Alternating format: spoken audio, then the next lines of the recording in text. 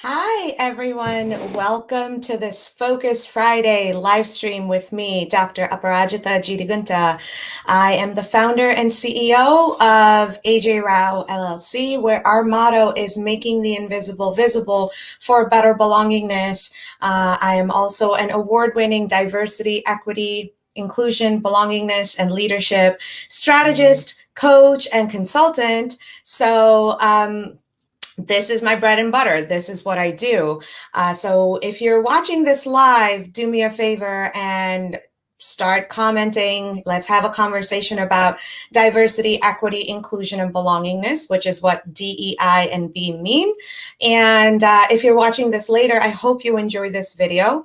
And I hope you subscribe, especially to our YouTube channel, the C3EB Summit. You can just look it up, C3EB Summit, and subscribe to it so that you can get exclusive content for diversity, equity, inclusion, and belongingness with our summit coming up, as well as so that we can increase our subscriber list to do some better things as we increase our list. So with all of those notes being done, I want to get into our topic today, the best business cases for diversity, equity, inclusion, and belongingness. And I want to highlight 3 stories today as case studies. And truly speaking, I don't believe that we need business cases for diversity, equity, inclusion, and belongingness. Fundamentally, I don't believe that, because these are human issues and business is a human issue.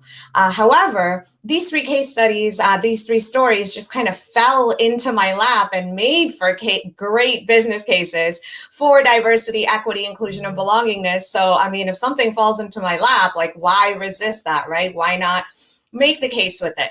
So with that being said, I'm going to get right into it today and talk about the first business case study, which is about equity for women.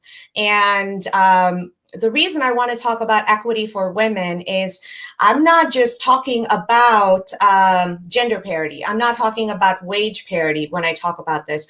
I am talking about how well are women, or people who identify as women, taken care of in the workforce. How well are their needs met where they need to be met, right?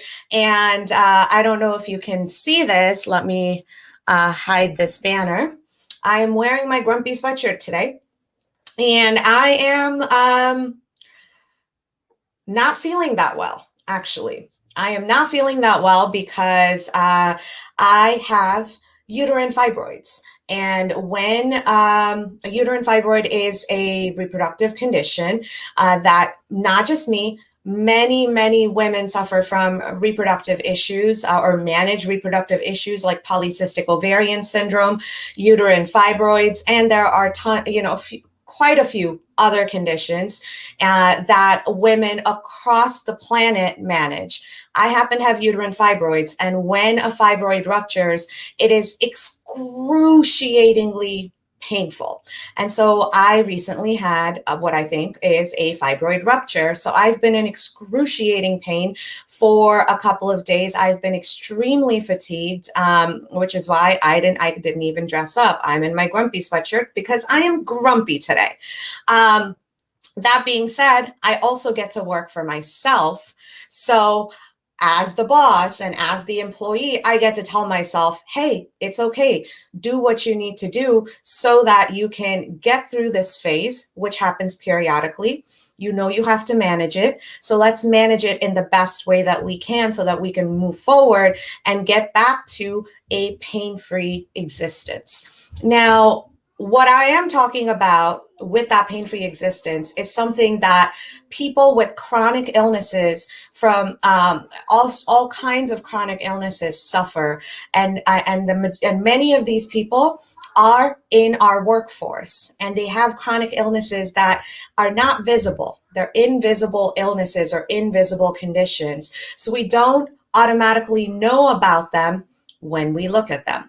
But here's the case study that I want to highlight with equity. Imagine if I were in a corporate situation, and imagine if I were having a fibroid rupture or any kind of a condition that is causing me excruciating pain and that is flaring up, affecting my functioning. Now, is the quality of my work going to be affected because of my pain? For me, personally, unless I'm in such excruciating pain that I can't even get out of bed, not too much, but that's because of who I am and where my pain tolerance levels have developed to be over the course of my lifetime, given all of the chronic conditions that I deal with. But let's generalize that, right? Let's talk about all of the women who suffer from these conditions and who are expected to still perform at the same um, senseless standards. And when I say senseless, I mean senseless because the standards are not equitable. We know that right now women feel like they need to perform 250% to even get 50% of the credit. In fact, nearly 48% of the women in the workforce feel this way about their leadership presence and their contributions in their workplace. This number does, when you disaggregate the data and you look at the different populations, the number does change. But overall, it's an average range of anywhere between 40 to 48%. That means nearly half of the women in our workforce today feel like they are not being appreciated or seen or heard or valued for their contributions. And many of these women have these invisible conditions that may affect their functioning or affect their mood, make them grumpy a little bit. Does that mean we are incompetent workers? No. So what can an organization's leaders do to meet us where we are? It's simple things, right? For instance, I had uterine fibroids when I had my daughter. I had an extremely high risk pregnancy, and I suffered multiple reproductive losses as a part of this condition. However, had I been in corporate, I would still be subject to that same 12-week rule of maternity leave. And then I would have to go back to work or take an extended FMLA if my company offered that, or quit my job because of my condition. Now, here is the reality of it. Because of my uterine fibroids and because of the nature of my pregnancy, because of that, I could not even walk until 8 weeks after birth. I couldn't. I could not move because I was in so much pain. So where was my recovery time? If I'd been in corporate, how much recovery time would I have gotten? And that 12 weeks, I'm being generous there. Not all companies offer that. But I'm still expected to be a contributing, productive member of the workforce and a productive citizen having an impact on society around me, but my needs don't get met. And when I'm, in this case, I'm not even talking about me, I'm talking about all the women, because in my case, again, I work for myself. So I got to take all of the time off that I needed. I got to focus and enjoy the transition into motherhood. Knowing that it might be my only chance of enjoying that transition. So when we think about equity, especially using this case study as an example, using this story as an example, what are the different things that we need to think about when to provide equitable solutions to our talent? One is, of course, healthcare. If I don't have, if a woman or anybody with any kind of chronic illnesses or any kind of underlying conditions does not have the healthcare options that allow them to take advantage of these healthcare options to maintain optimal health and still be a productive part of your company, you're not being equitable. If the job environment keeps triggering, for instance, for traumatic brain injury survivors, tube lights, fluorescent lights can trigger migraines or spots. I mean, that happens with almost everybody, but it's we're talking about a traumatic injury population, right? So an easy accommodation would be to switch your lighting in the areas where these people frequented. Right? That's a very simple solution that is a matter of talking to HR and talking to your lighting people. And it's a simple solution that goes a long way in helping people thrive. What kind of maternity leave options do you have? What kind of equitable what is your desk arrangement? What kind of seating do you have? How ergonomic is all of this? What kind of meetings do you have? For instance, when we talk about equity, how many deaf or hard of hearing people do you have in your company? Are you providing live ASL interpreters for the ease of these people so that you're not putting the burden on your employees to come out and say, hey, I can barely hear you. Can I get some help? I need some special accommodations. You, as the leader, still have to do your part for your employees to feel safe enough for them to self-report this for their needs, right? So when you think about equity, think about this case study. Think about how somebody who is outside of your realm of what is normal health, who is still extremely competent and extremely motivated and determined to be a productive citizen, how can you meet their needs at the point of their needs to help them thrive? Again, chances are, most likely, 99% of the time, it's not going to take too much effort out of you. It is going to take some intentional effort, but it's not going to be a huge cost for you. So how can you mitigate that so that you can help the employee thrive? Which then brings me to belongingness. When you do all of these, that's how you help people belong, right? So that brings me into my second story. Or my second case study, which I actually just came across today on LinkedIn. I won't mention any names for confidentiality and privacy reasons, but I came across this thread today where somebody had posted a picture of themselves and their spouse and said that it was their birthday and, just celebrated it. Now, this person also happened to be in a non-heteronormative relationship. Right? For those of you who want to understand what non-heteronormative relationships are, they are relationships that fall outside of like the traditional quote unquote norm or, I don't like using these words, but mainstream. And I'm putting them in major air quotes because I'm cringing as I say these words. But these conditioned ideas of what is supposed to be normative, what is supposed to be expected. This person was in a non-normative relationship and they put this on. There was a comment on there that says, this doesn't belong here. This is a business platform. So let's talk about the business case for this, right? As far as I know, and granted, I don't know everything there is to know on this planet, and I am a bit grumpy today, as my shirt says, but I don't think any business owner out there or any organization or corporate leader out there is going to deny the business is done between people. Business is human to human. How can you talk about humanity not belonging in a business setting?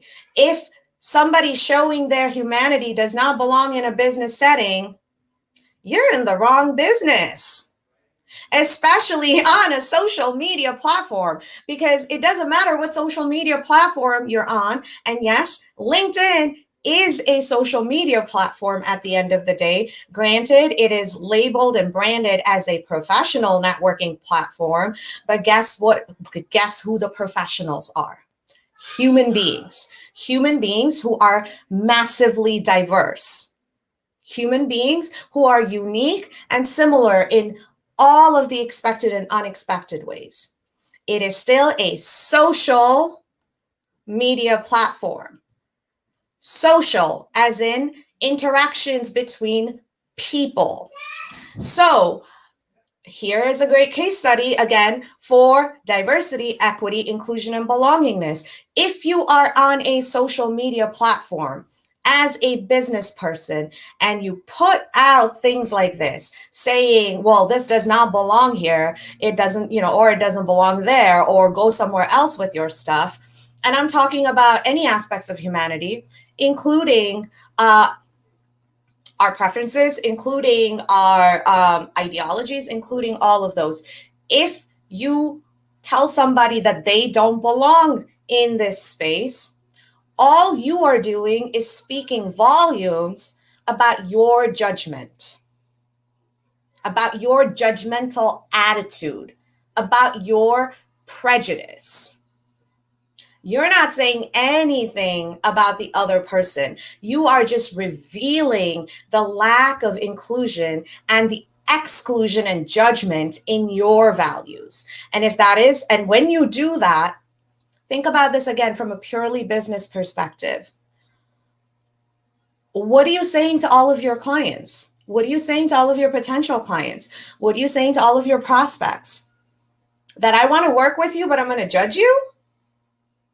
I want to work with you only if you are not different from me and only if you believe in what I believe in?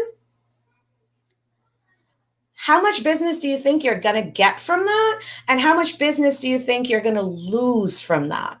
Especially if you are working with other businesses who are trying to become more inclusive, who are trying to celebrate diversity, who are trying to encourage belonging and inclusion and equity.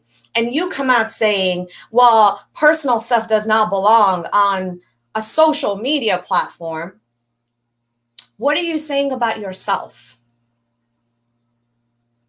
You're excluding yourself, actually. You're not excluding anybody else in that situation. You are coming out and saying, I don't belong here because I refuse to recognize the humanity in other people, which is ultimately going to hurt your business bottom line. So if I had to make a comment on that post, of course, and then I invited this person to really, really reflect on that. But at the end of the day, it is a great business study that fell in my lap, or great case study that literally fell in my lap, to talk about the business case for humanity and belongingness and diversity and inclusion.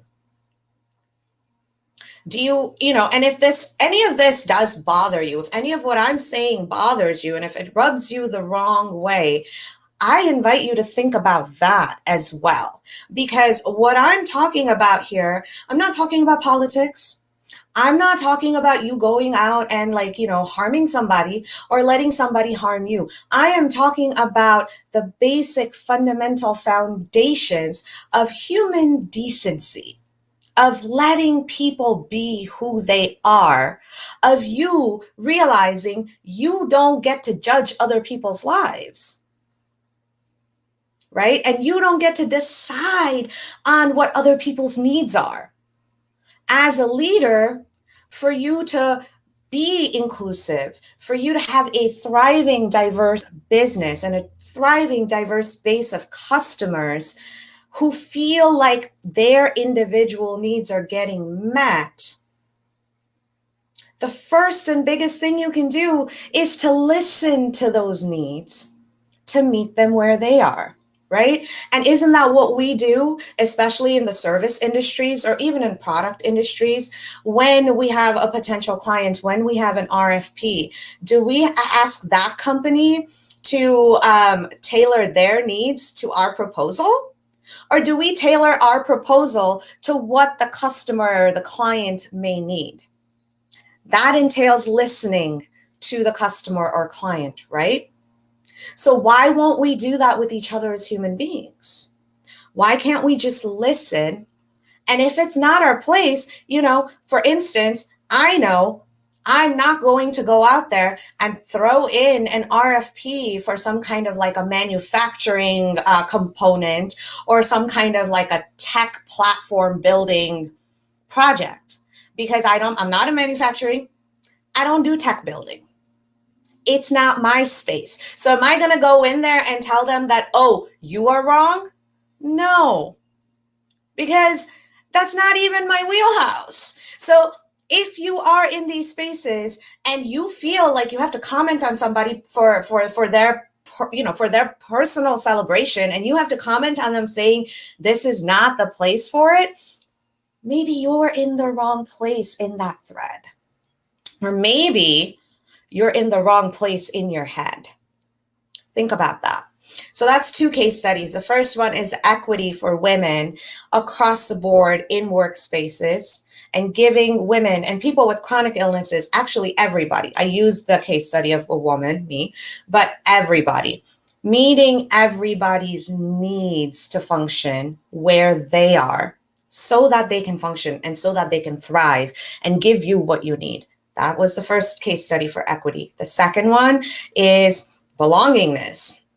And the third one is tying it all in together for inclusion, intentional inclusion. So this is something I'm going to be talking about at the C3EB Summit next week, but I just wanted to use this case study to highlight it today. When the C3EB Summit had its inaugural session in August of 2020, I really wanted to make this as accessible as possible to everybody. So of course I made the live streaming free. And then I went ahead and I found somebody that I thought would be able to get me some live American Sign Language interpreters. So I announced it like, hey, we're going to do this. And it did not work out. Because as it turns out, there are some compliance issues I have to take care of, and there are some ADA issues I have to take care of, and there are very particular rules for and policies for interpreters in terms of how they work. Now, I didn't know any of this, because as soon as they said, as soon as I found somebody that said they're willing to talk to me, I was like, yay, we can make this happen. Turns out it's a little bit more complicated than that. So we're working on it and we're making progress. It's just that instead of 2 weeks, it's taking me a few months to make that progress, but I'm still being very intentional about it, that still is going to be my end goal, to make this accessible, to have American Sign Language interpreters on the live sessions so that then we can invite people who are deaf or from the hard of hearing communities into these sessions too. Now, in the upcoming summit, we actually have two experts, one of whom is hard of hearing themselves, and the other person who is a licensed ASL interpreter, as well as somebody who has extensive experience with ADA and corporate responsibility and the deaf and hard of hearing communities. So we will be hearing from them. And they've taught me a lot. One thing, though, that I keep hearing, and this is where the intentional inclusion part comes in. A lot of people keep asking me, well, why aren't you including marketing to deaf communities right now, or deaf markets, or hard of hearing markets right now? And here's my very intentional answer. I want to intentionally include all accommodations. But until I systematize them, and until I strategically think through them, and until I have a solution in hand, how can I realistically say I'm intentionally including them by inviting somebody to a space where they are not able to participate? The reason I bring that up is, again, we see a lot of this happening across all of our workspaces, no matter where we are. Of course, we think about, especially if we're in office buildings, I'm sure many of us have wheelchair ramps and elevators for those in wheelchairs. But what about other accommodations for people who may not be physically, disabled in terms of the use of their legs, but what about other challenges, right? What about for people who get dizzy a lot? What about for people who have migraines? Do you have the solutions in place? And are you using those solutions to actually bring in more of the people who need those solutions. Because if not, you are not being intentionally inclusive. You are not thinking about this intentionally. So when you think about the business case for diversity, equity, inclusion, and belongingness, bottom line up front, TLDR, however you want to call this, are you considering the humanity of the people that you are trying to serve? Or are you considering the humanity of the people that you are trying to connect with, that you are trying to build this relationship with? Are you considering their needs from their perspective? Or are you changing their needs according to what fits in your narrative? Are you being intentional about including them, helping them feel like they belong? Because if you're not, again, it says nothing about the other person or the other party, but it speaks volumes about you in how you're not walking the walk. So that's it for me today. I am going back to my heat pack and my couch so I can lie down and get some rest. And my last thing I do want to say is it's okay to not be okay. It's okay to function at less than optimal. All of us have those days. The key there is to take care of yourself before that happens and when that happens, so that that downtime you have doesn't stretch out into weeks and months. And I say that as somebody who routinely actually did that and got burned routinely and made a bunch of mistakes. So please take care of yourself, stay safe, wear that mask. Let's control this pandemic in our own ways. Let's take personal accountability, because all of these things address the human aspect of diversity, equity, inclusion, and belongingness. And if you want to learn more about how you can go on this personal journey, I say this every time. Oh, this way. Text Inner Fire to 411321, and you'll get that free framework that you can use to guide your journey however you want it. It is a completely free guide. There's no sales tactics in there, so please feel free to use it however you want. All right, I'll be back on Monday. Bye.